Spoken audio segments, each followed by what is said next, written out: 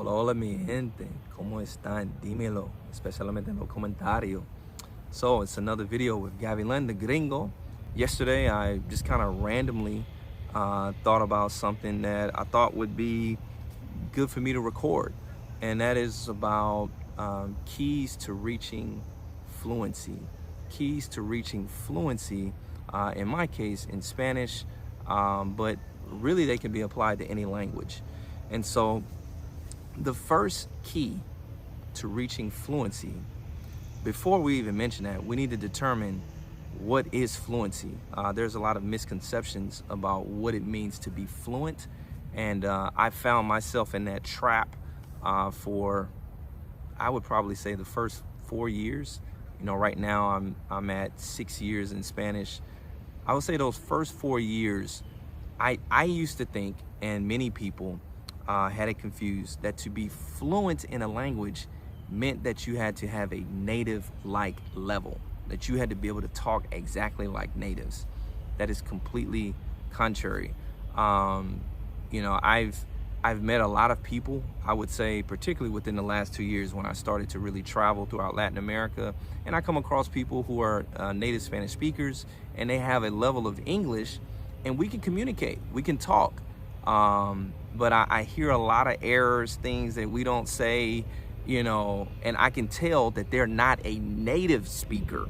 Now, but remember, the key point is we were able to communicate. And so that is the big deal.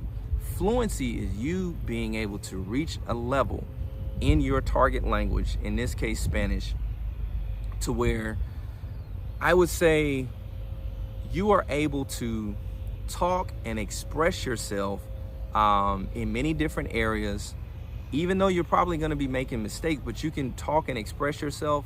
And then I would say, me personally, this is what I believe, 70% of what you hear, you can understand. You know, I've been plenty of places to where, you know, I may not could understand every single thing that was told to me, but I was able to understand the context, and with the context, I was able to derive, okay, this is what we're talking about in this situation, you know. And so that is a huge thing. I want you to know that reaching fluency does not becoming a native speaker. I've been speaking now in Spanish, I think, from a fluent level for about the last 2 years. I would say the pandemic started in March of 2020, and those first 3 months of the pandemic, I was taking advantage of it. You know, I was, man, taking classes all the time, practicing, making a ton of errors. And I would say probably around maybe July, you know, August, September, up in that range is when I noticed, and my teachers began to notice, like, Gavilan, you've been talking for like 15 minutes straight, 20 minutes straight, 25 minutes straight, you know, with very little mistakes. And it was like, oh my gosh, like, wow. And I realized that I could understand a whole lot better than I could before. In that moment, that's when I realized I become fluent. And you know, and not still today, man, I still make a ton of mistakes. There, you know, when I travel, you know, to different countries, you know, man, I can hear definitely a difference between me and them. And I'm not really talking about my accent, even though, yes, my American accent probably stands out from time to time. I try to, you know, hide it as much as I can. But yeah, I can tell the difference. But just because they're a native speaker and I'm not, doesn't mean that I can't communicate, doesn't mean I haven't reached fluency. So with that out of the way, I want to say this. The first key to reaching fluency in the language, 3 keys today. The first key is making goals. Making goals.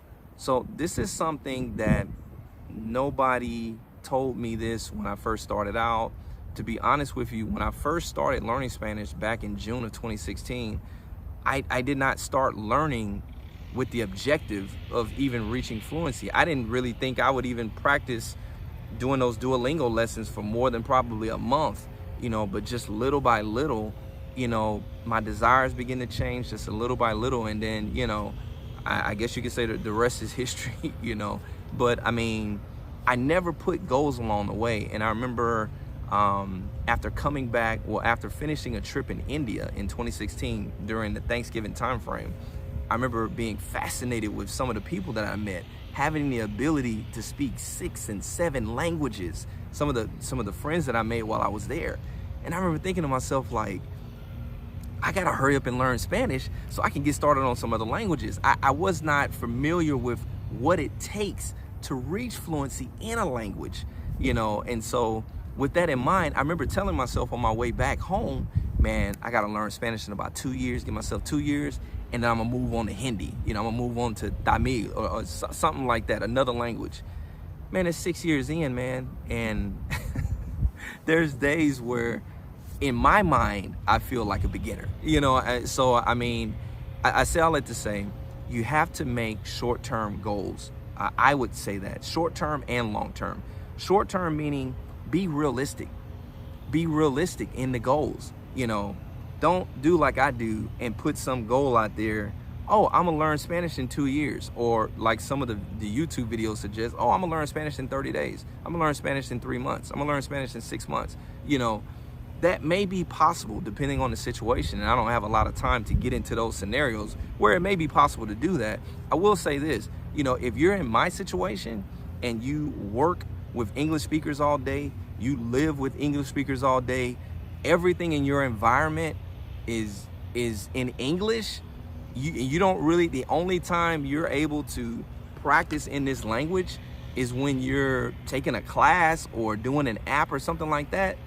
The time it's going to probably take you to reach certain levels in Spanish is going to be a lot longer than somebody who has that same study method, but also happens to be living in their in a country of their target language. It's kind of like, man, if I was studying as intensely as I was for those first couple of years, and I was actually living in a place where everything in my world was in Spanish, man, I would have been a whole lot farther along. But you know, that wasn't my case. And so I say that meaning when you're developing these goals, you want to think about, man, okay, what is realistic? What is something that I probably can achieve and keep myself motivated along the way? And so, you know, I think about, you know, if I was a straight beginner, you know, the biggest thing in my mind for beginners is accumulating vocabulary. Accumulating vocabulary. Vocabulary does so much for you. To be honest with you, vocabulary is good for 2 things. The more vocabulary that you can memorize and recognize, the better your comprehension is going to be when people are talking to you, when you're watching TV shows, listening to music, because you can recognize what's being said. And even though you may not understand all the grammatical structures, just with the vocabulary alone, you can almost put into context what's being communicated to you, you know. And then also I'll say this, not just for comprehension, but let's say you're in a situation to where you need to actually use the language. Even though you may not be able to conjugate this, you may not be able to handle subjunctive, you may not be able to work imperatives really, you know, or I don't know, or the conditional tense. Even though you may not have all of that down, sometimes if you're somewhere, you know, in another country, you're traveling, man, just to be able to get out certain words, people can kind of make what you're trying to communicate just by certain words and maybe certain actions. So man, in the beginning, man, I would probably put a goal out there like, man, I'm just starting out. Maybe the first 30 days, I want to tell myself in the first 30 days, I want to learn 50 words in Spanish and I want to know them just like that. I think that's something attainable. I think that's a good goal. Or maybe your goal wants to be, man, you know, I'm going to start out with Duolingo. I want to do 5 to 10 lessons of Duolingo every single day. Okay, that's good. And I want to be able to do that for 6 months. You know what I'm saying? And then maybe something a little bit farther out. It's kind of like, okay, my goal is to do Duolingo every day for 6 months. And then maybe after 6 months, I start looking for, like, you know, a teacher or something like that so I can take classes. So it's like, okay, I'm gonna do this for this. And then after that, I'm gonna come and I'm gonna start something else. Those are like short-term, mid-term, and then long-term goals. Maybe like after a year, okay, your first 6 months, using Duolingo, using flashcards, you know, whatever, reading books, grammar books and all of that kind of stuff. Then after that, start taking classes. And then maybe like after a year or a year and a half, You know, if your finances, if you can do it, you know, it's like, man, I want to take a class.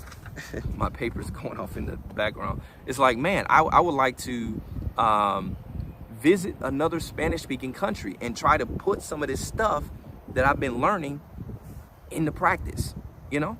Or maybe I'll travel to somewhere in the United States where I know there's big pockets of Spanish speakers, you know, and I can probably go there, like Miami or some places in New York or California or maybe Texas, you know, where there's just a big part of the population, you know, maybe Hispanic speakers.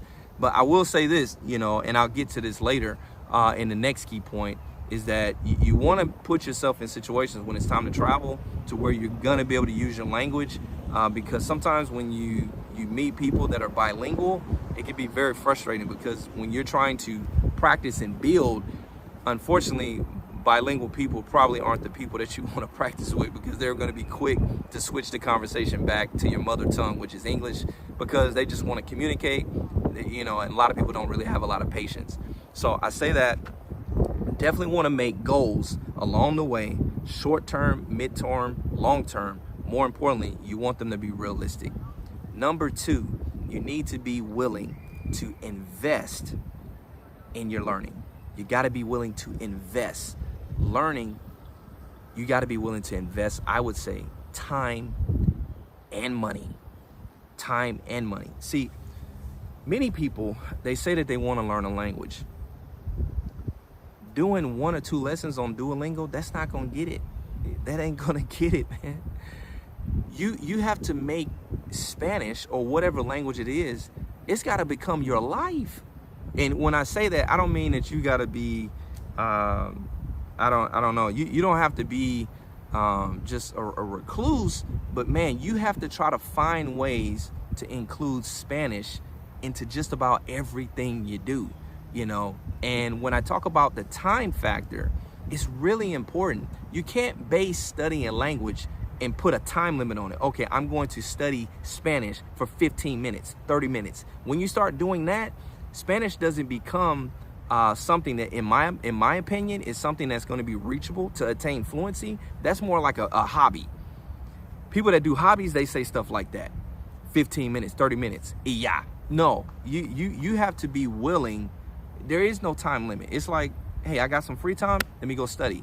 You know, oh, I got some free time, let me try to, you know, watch some videos in YouTube where some people are speaking in Spanish. You know, I got some free time. You know, it's kind of like, what time can you use in your daily life? What can you set aside so that you can try to get better in this language? Many people don't want to give up their free time, you know, and we do all of these things. And I'm not saying these are bad things or anything, but people, they want to do all of these things and then want to say that they want to learn a language. And then they wonder why they don't progress 2 years, 5 years, 10 years, 20 years down the road, you still sounding like a beginner.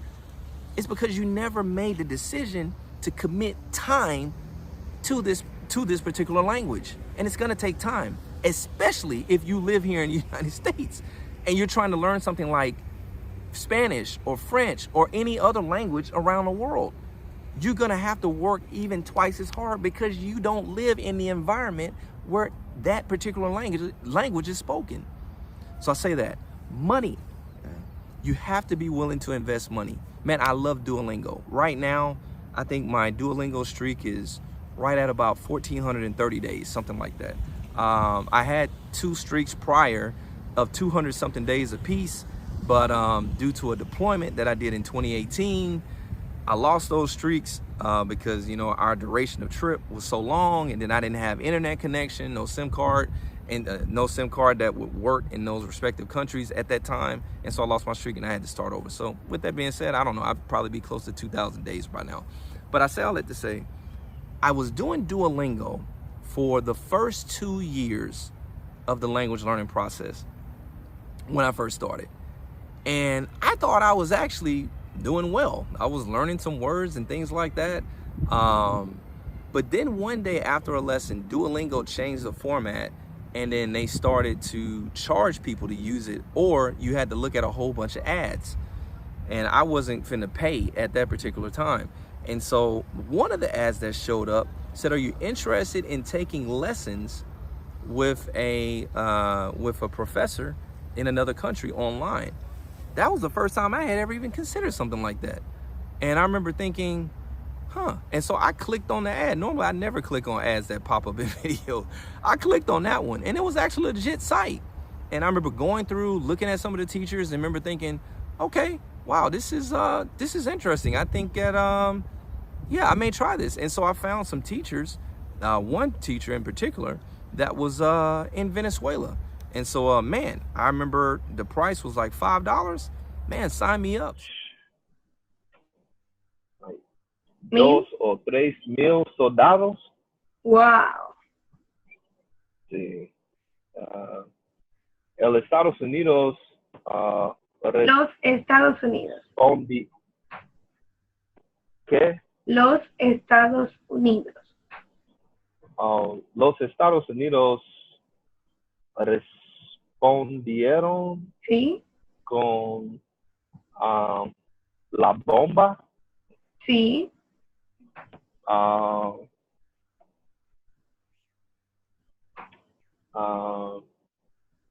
Atomic. Una bomba atómica. Atómica. So man, when I was in the desert during my deployment, you know, man, I was utilizing my free time on my lunch breaks, and then also after I got off of work, man, to take classes with one person. Her name was Mariali, and then another one of my tutors, his name was Jose Alfredo. And man, I was doing this like every day, 1 hour lunch break, 1 hour after work. And that was a time commitment and a financial commitment. It wasn't a huge financial commitment, but it was better than nothing. And with me making that commitment, you know, they put pressure on me to improve. They were like, hey, do this homework, or come with tomorrow, we're gonna work on this. So I need you to review this, or I need you to review that. And then also, it wasn't just me just casually learning.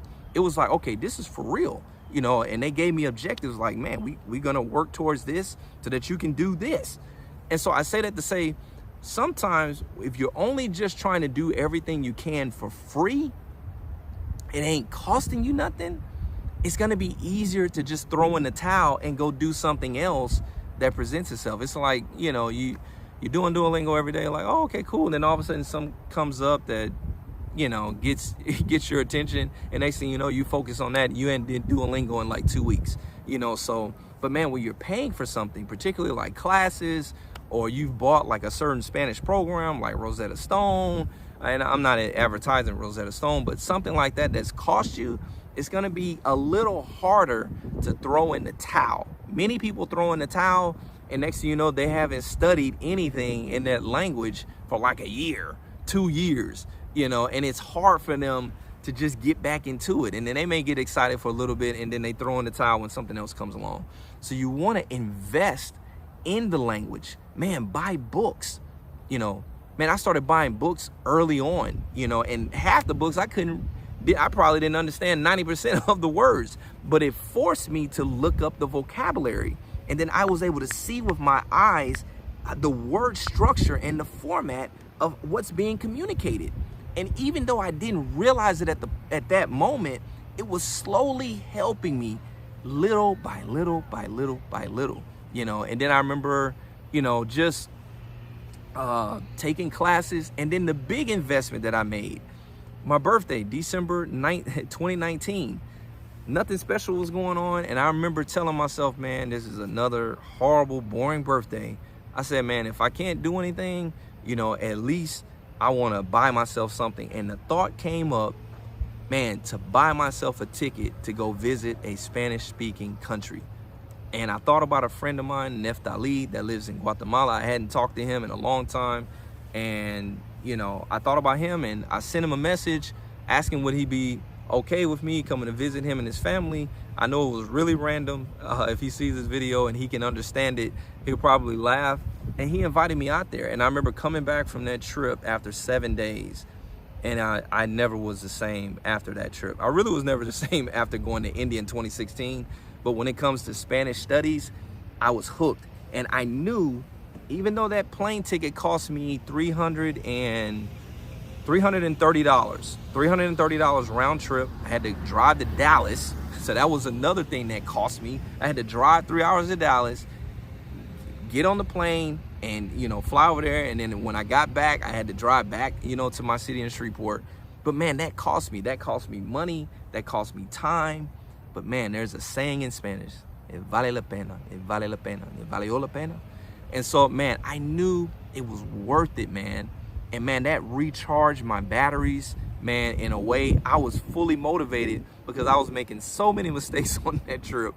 And I realized where my level was. That trip showed me where I was, and then it helped me kind of plan where I wanted to be the next time. And then from after that, every time I've gone somewhere, I always use those trips to analyze the mistakes that I was making, the things that I did well, the things that I didn't do well, and what I wanted to do the next time that I went and visited a Spanish-speaking country.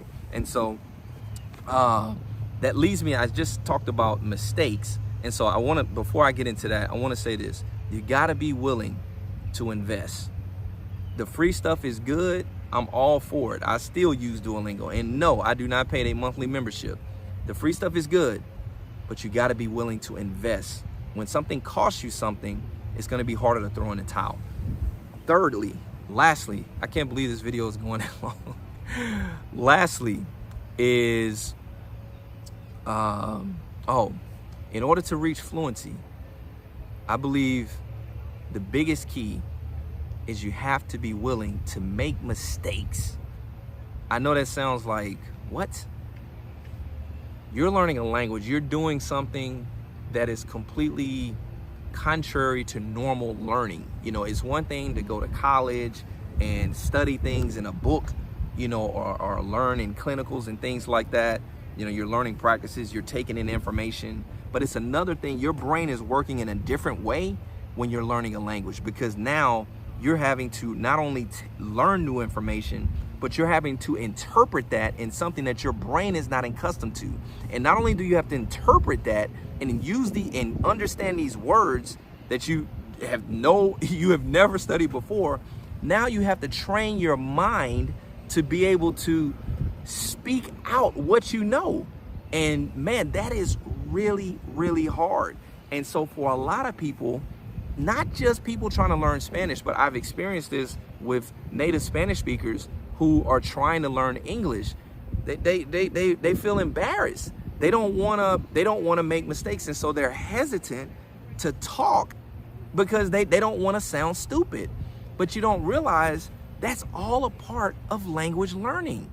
And you know, I would say to compare it to something, I would compare language learning between a child and an adult. See, children, when they're in those first early years of language learning, man, especially I think after they start off, they're just making noises. Then eventually they can get some words, da da, mama. And then eventually they're putting a few things together, you know, year 2, year 3, you know, they can say some things in sentences and you be like, oh, wow. You know, and then eventually we just continue to keep improving and improving and improving. But what happens with children, they're not conscious of mistake making. They're not saying every time they make a mistake at 3 years old, oh, I'm sorry, you know, and then want to throw in the towel. No, they're trying all the time. They're not worried about how they sound. Adults are the complete opposite. We want to sound competent. We want to talk. You know, we don't never want to be embarrassed. And for many people, it's easy for them to study grammar, to learn vocabulary, to listen to podcasts and do all of that. But then when it comes to the speaking part, they draw back. And so, but you got to be willing to speak and make errors. I'm telling you right now, I have made so many errors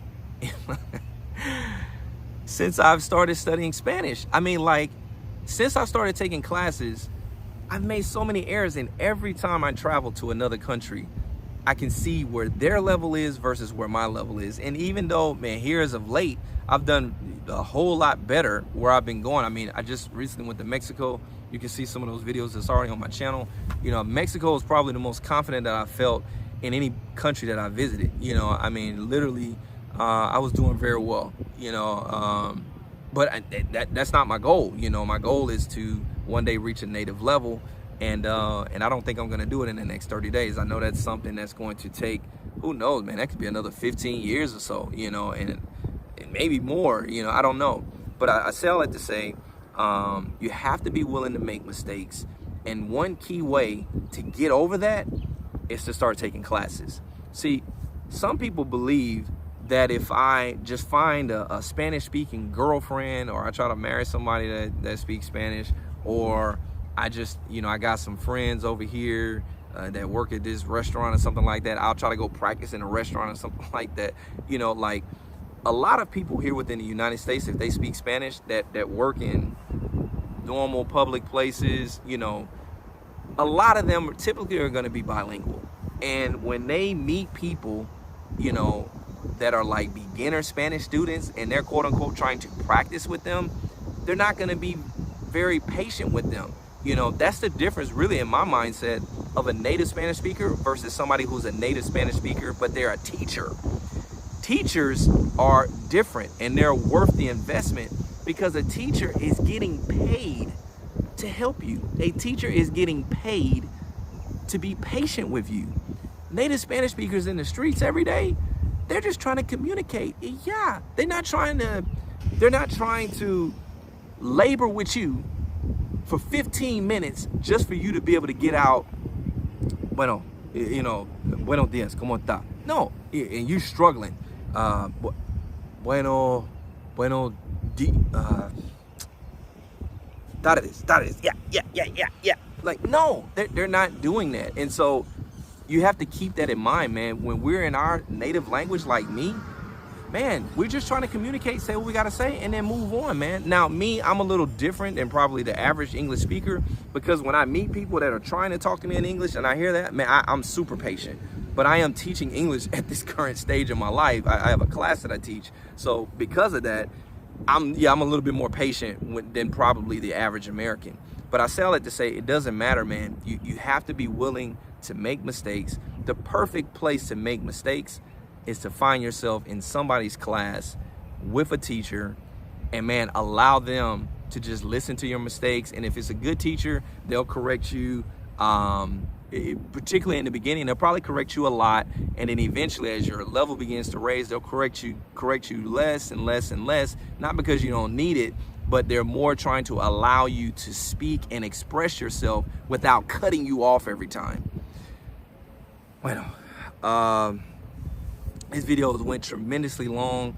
I had no intentions of recording for this long. But hey, if you're still watching, man, I appreciate you. Don't forget to like this video, subscribe to the channel, man. I appreciate you.